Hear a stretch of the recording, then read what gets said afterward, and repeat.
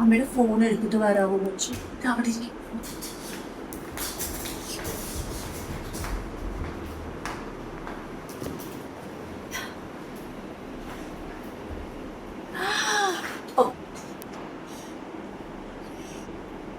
Thank you Bachchu Bachchu thank you so much.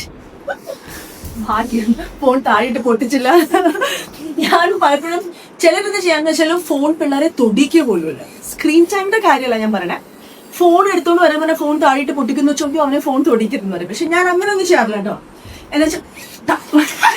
എന്നുവെച്ചാ ഞാൻ എന്താ ചെയ്യാന്ന് വെച്ചാല് അവനൊരു കാര്യം ചെയ്യുന്ന സമയത്ത് നമ്മൾ അതിന് താങ്ക് യു പറയാ, അപ്രീഷിയേറ്റ് ചെയ്യാ, അവൻ്റെ അടുത്ത് വന്നിട്ട് ക്ലാപ്പ് ചെയ്യാ.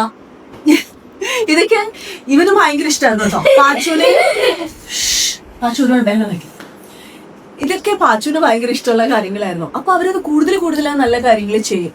അപ്പൊ അവർക്ക് ആ ഒരു ഡിസ്ട്രക്റ്റീവ് മെന്റാലിറ്റി വരില്ല. എന്ന് വെച്ചാൽ ഈ ഫോൺ താഴെ ഇടണമെന്നോ അങ്ങനെ ഒരു ദേഷ്യം അവർക്ക് വരില്ല. അവർക്ക് ഭയങ്കര അഭിമാനമാണ് അവരെന്തോ വലിയ കാര്യം ചെയ്തു എന്ന്.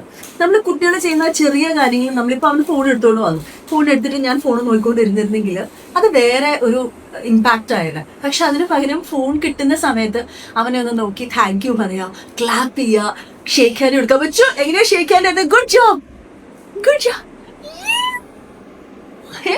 ഇതൊക്കെ ഭയങ്കര നല്ല കാര്യങ്ങളാണ്. പക്ഷെ നമ്മൾ പേരൻസ് പലപ്പോഴും ഭയങ്കര അച്ഛനമ്മമാരായിട്ട് ഇങ്ങനെ ഇരിക്കും. അതിന് പകരം കുട്ടികളുടെ ലെവലിലേക്ക് വന്ന് അവർ ചെയ്യുന്ന കാര്യങ്ങളെ സന്തോഷമായിട്ട് കണ്ട് അപ്രീഷിയേറ്റ് ചെയ്ത് താങ്ക് യു പറയുക.